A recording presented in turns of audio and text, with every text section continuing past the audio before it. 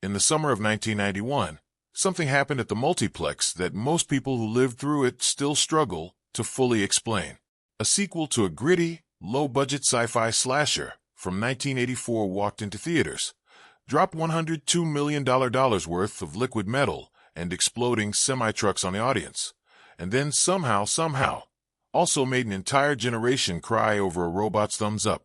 That film was Terminator 2, Judgment Day, directed by James Cameron, starring Arnold Schwarzenegger, Linda Hamilton, Robert Patrick, and a then-unknown teenager named Edward Furlong. It became the highest-grossing film of 1991 worldwide. It won 4 Academy Awards. 30-plus years later, it's sitting in the United States Library of Congress as a culturally, historically, and aesthetically significant work of American cinema. Not bad for a movie about a killer cyborg who learns the meaning of friendship. Today we're counting down 15 of the strangest, most surprising, and least told facts behind Terminator 2, Judgment Day. From the legal battle that almost buried it before a single camera rolled, to the casting decision that hinged on a motorcycle crash, to the real science that made its most terrifying scene stick with audiences for decades. Stay through to number 1, because the story of how this movie almost didn't get made is stranger than any time travel plot. Let's start with money, because the numbers here are genuinely wild. Arnold Schwarzenegger was paid approximately $15 million to reprise the role of the T-800 in Terminator 2. By most counts, his character speaks somewhere in the neighborhood of 700 words across the entire runtime of the film. When you do the arithmetic, that works out to roughly $21,000 per word. I'll be back. Worth a modest house payment. Hasta la vista, baby. Worth a luxury vehicle with change left over. No problemo. Probably covered a boat. Now, to be fair to everyone involved, that math is a bit cheeky. Schwarzenegger's value to the production wasn't really about the dialogue. It was his silhouette, his movement, the uncanny way he could make a pair of sunglasses feel like a threat assessment. But the number still sits there. The most expensive element of Terminator 2, out of a total budget that, according to production records and reporting by Mental Floss and Inverse, came in somewhere between $94 million and $102 million, depending on how you count post-production, was a man who communicated primarily through stares and controlled walking speeds. As an additional flourish, Schwarzenegger didn't just receive the $15 million paycheck. He was also given a Gulfstream III private jet, reported to be worth upward of $12 million, as part of his deal. So the total cost of having one actor move slowly and speak sparingly was roughly $27 million. That's 3 to 4 times the entire budget of the original Terminator. We've all spent 30 years being unsettled by Robert Patrick as the T-1000, the blank stare, the mechanical sprint, the eerie calm of a thing that cannot feel inconvenienced. It's a performance that feels almost engineered for the role. Here's the thing. It almost wasn't Robert Patrick at all. According to Patrick himself in a 2017 interview with The Hollywood Reporter, the role of the T-1000 was originally cast with Billy Idol, the British rock musician best known for Rebel Yell and a memorably absurd cameo in The Wedding Singer. Idol was Cameron's early choice, and the physical appeal made a kind of sense. Pale, sharp-featured, with a natural menace and a public image built on controlled danger. But shortly before production began, Idol was involved in a serious motorcycle accident that injured his leg and made it physically impossible for him to perform the role. The T-1000 signature was a relentless, panther-like sprint, a movement Cameron described in the making of feature T2, reprogramming the Terminator as Panther Fast. Idol couldn't do it. The role opened up. Robert Patrick came in, and a detail that has become one of the great pieces of T2 trivia. He demonstrated that sprint so aggressively on his first day of filming that he nearly caught Edward Furlong on a moving motorcycle during the mall parking garage scene, before the cameras were even rolling properly. The insert car driver had been warned Patrick could run. The driver reportedly laughed it off. Patrick tapped Furlong on the shoulder during the take. The driver did not laugh after that. The rest, as they say, is cinema history. And Billy Idol went on to appear in The Wedding Singer. Most people assume Terminator 2 existed because the first film was a hit. And it was. The Terminator grossed $78 million against a $7 million budget. But a sequel wasn't inevitable. It was, for years, legally impossible. After the first film, the rights to the Terminator franchise were divided among three parties. Hemdale Film Corporation held a major stake, James Cameron held a portion, and producer Gale and Heard, Cameron's then-wife, held hers. After their 1989 divorce, Heard's share passed to her in the settlement for the reported price of $1. Cameron's relationship with Hemdale, particularly with CEO John Daly, had deteriorated badly during the making of the first film over creative disputes. The idea of collaborating again was, by all accounts, not something Cameron was willing to entertain. So the sequel sat, stalled. Arnold Schwarzenegger became one of the biggest stars on the planet. Fans kept asking. Nothing happened. What broke the deadlock wasn't creative passion or a nostalgia desire. It was Schwarzenegger recognizing that Hemdale was in serious financial trouble. He went to Carolco Pictures, the production company behind Total Recall, which he had just completed, and essentially pointed them toward the opportunity. Carolco moved fast, acquiring Hemdale's rights for reportedly $5 million and paying Heard an additional sum to clear her portion. According to Cinephilia and Beyond and multiple production sources, the total rights acquisition cost exceeded $17 million before a single script page was written.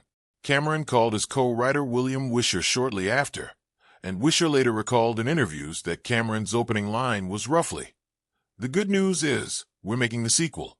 The bad news is, we're already several months behind schedule," which is a remarkable thing to say at the beginning of a project. The creative mythology around Terminator 2 has many chapters, but this one is unusually candid. In an interview with The Ringer, Cameron revealed that the emotional and thematic heart of the film, the decision to center it on a child, on the preciousness of young life, on the tragedy of humanity's self-destruction, came to him while he was high on MDMA.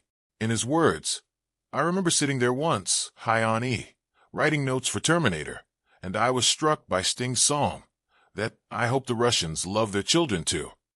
And I thought, you know what? The idea of a nuclear war is just so antithetical to life itself." That's where the kid came from. The Sting song in question is Russians, released in 1985 as part of the Dream of the Blue Turtles album, a Cold War ballad about the shared human terror of nuclear annihilation. Cameron heard it, and somewhere in that late-night, altered state headspace, he connected the song's central question to the idea of a child as the axis of a film about whether the future can be changed. John Connor was born from that. The completed script, written by Cameron and Wisher in approximately 6 weeks, under an announced release date that gave them essentially no runway, also required all crew members to sign non-disclosure agreements before receiving it, per reporting in Cinephilia and Beyond. One of the producers gave Cameron a paper shredder for Christmas during production. He used it. The liquid metal T-1000 is so embedded in cinema history now that it's easy to forget.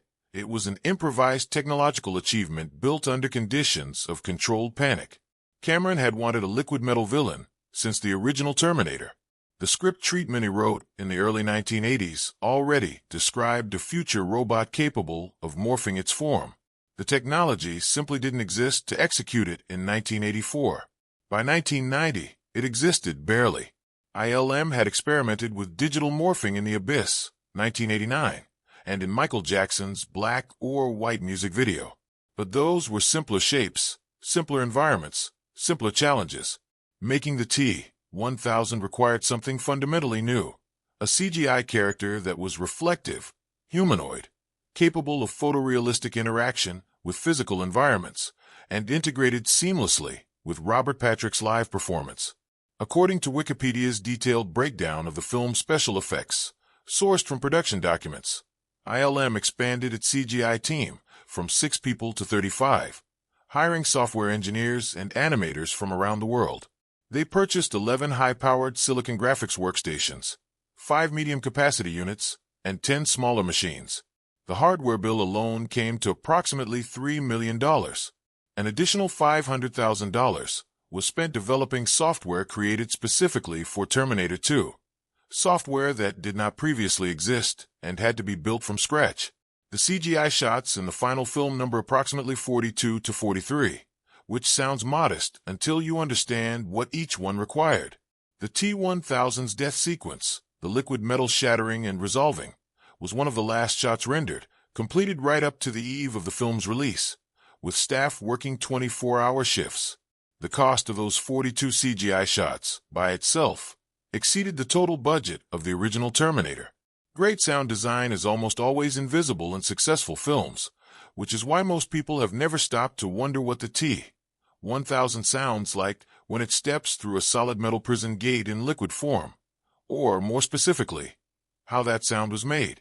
According to a 2015 Wired profile of industrial light and magic, cited by Cinema Blend, the specific sound of the T-1000 passing through the mental hospital security gate was created by a Foley artist who ran a kitchen knife across a car dashboard. The scrape, metallic, slightly wet, subtly wrong, landed exactly on the disturbing frequency Cameron wanted. Not a sci-fi laser blast, not a mechanical crunch, just a quiet, organic wrongness. The broader sound design of the T-1000 deliberately avoided anything that sounded expensive or mechanical, because a machine that passes for human should sound like nothing at all until it doesn't. That kitchen knife moment is the crossover, the split second where the audience's nervous system catches up before their brain does. T2 won the Academy Award for Best Sound Effects Editing and Best Sound Mixing, both of which are partly about moments exactly like this one. The Cyberdyne shootout sequence, Arnold in a leather jacket stepping out of an elevator with a GM-134 minigun, is one of the most iconic single images in 1990s action cinema. What's less commonly known is that the gun was not a prop. The minigun used in filming was a real, functional weapon, cleared and handled by trained armorers throughout production. It fires up to 6,000 rounds per minute in actual operation, not used at that capacity during filming, but the hardware itself was live. According to trivia sourced from IMDb's production notes, the minigun was so heavy that Arnold Schwarzenegger was noted as the only person on set physically capable of lifting it to a usable firing position. Cameron himself, in special features, was filmed picking the weapon up and firing it, reportedly saying, "Arnold's gonna love this." But it's worth noting that this was in controlled circumstances, not in the thick of a multi-camera action sequence. The biker bar scene, where the T-800 arrives, scans the room, demands a man's clothes and motorcycle, and walks out wearing sunglasses and a leather jacket, is a masterclass in economic character reintroduction. 2 minutes. One location. The audience, watching a sequel to a horror film about a killer robot, is instantly reminded who this person is. It was also, apparently, the site of a memorable real-world intrusion. According to multiple production accounts confirmed by Cameron, Schwarzenegger showed up to film the scene wearing the loudest Hawaiian board shorts he could find. The extras, actual bikers cast specifically for their authenticity, reportedly looked down in genuine shock. Cameron used those reactions. What Cameron also confirmed, during the shoot, a random woman walked into the location, apparently believing the bar was open for regular business. She was confronted by Arnold Schwarzenegger standing in Hawaiian shorts in the middle of a film set, surrounded by leather-clad bikers. Schwarzenegger reportedly told her it was male stripper night. She left quickly. This is the kind of story that sounds invented and almost certainly isn't, because no one making up a story about T2 production would think to include this specific detail. The biker bar scene was also nearly cut from the finished film. When the budget ballooned past initial projections, Carol Co-executives lobbied Cameron to remove it. They even approached Schwarzenegger directly, asking him to pressure Cameron into agreeing. Schwarzenegger declined, reportedly saying, "Only a studio guy would cut a scene like that." The scene stayed. Edward Furlong's performance as John Connor has a scrappy, lived-in quality that the film couldn't have existed without. His casting came through the persistence of casting director Molly Finn, who found Furlong at a community center in Pacoima, California, where he'd had no professional acting experience. But Furlong wasn't the first choice for the role. According to production records and interviews cited in Inverse, a young actor named Charlie Corsmo was offered the part of John Connor and had to turn it down because he had already committed to another 1991 film, What About Bob?, the comedy starring Bill Murray and Richard Dreyfuss. In retrospect, Corsmo chose correctly for his career at the time. What About Bob? was a major studio comedy, but the parallel universe where he's John Connor and a largely unknown Furlong grows up differently is an interesting one to consider. Furlong himself, per a 2020 podcast interview cited in Inverse, acknowledged that his real-life circumstances at the time, he had run away from home and was living with an aunt and uncle, gave him an instinctive emotional access to John Connor's displacement and guardedness that he might not have found any other way. Molly Finn saw something in him. The film would not have been the same without that specific combination of untrained naturalism and genuine personal turbulence. The playground nightmare, Sarah Connor watching Los Angeles incinerate in a nuclear blast, is routinely cited as one of the most psychologically effective sequences in a mainstream 1990s blockbuster. It's in a different category of disturbing from the action sequences that surround it, because it isn't about the T-1000. It's about what happens if the humans win and still lose. To achieve the sequence's realism, Cameron's production team didn't rely solely on digital effects. According to reporting in Inverse and production documentation, Robert and Dennis Skotak of 4 Ward Productions built an intricate, large-scale miniature replica of Los Angeles, complete with detailed roadways and scaled vehicles, specifically to be destroyed for the camera. Here's the detail that shouldn't be funny, but is. The team discovered that cornflakes, crackers, and shredded wheat were the ideal material for representing broken masonry and structural debris at miniature scale. The textures matched. The pieces behaved correctly under heat and airflow. Somewhere inside the most disturbing sequence of a summer blockbuster, there are breakfast foods being destroyed for cinematic authenticity. The nuclear consultants Cameron brought in, he hired real experts in nuclear blast physics to stage the sequence accurately, ensured that the fireball expansion, shockwave propagation, and structural collapse followed documented patterns from archival footage. Critics noted at the time, and have noted since, that the sequence remains one of the most plausible depictions of urban nuclear annihilation ever committed to mainstream cinema. The Los Angeles Times quoted Cameron saying the sequence was about the dehumanization we do on a daily basis, connecting it explicitly to broader anxieties about Cold War nuclear posture that were still very much alive in 1991. One of the more counterintuitive decisions in T2's production, when the team was planning the sequence in which the T-1000 hijacks a helicopter and pursues the protagonists through Cyberdyne's corridors and into the street. There was a specific shot of the helicopter flying under a bridge overpass at high speed. The visual effects team considered whether to execute this digitally. According to IMDb's production notes, they decided the CGI of the era couldn't make it look convincing enough. The alternative was to have a real helicopter pilot fly under a real bridge at speed, which is exactly what happened.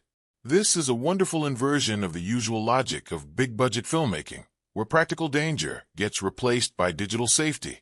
In this case, the digital option was rejected because it wasn't safe enough, safe, in this usage, meaning safe from looking fake and ruining the sequence. The pilot performed the maneuver for real, cameras rolled, and the shot appears in the film precisely as captured. Let's stay with money for a moment, because this number needs to be said plainly. The opening sequence of Terminator 2, the future war montage, the machines rolling over human skulls, the burning Los Angeles skyline, the plasma cannons and hunter-killer ships, cost more, by itself, to produce than the entire budget of the original Terminator.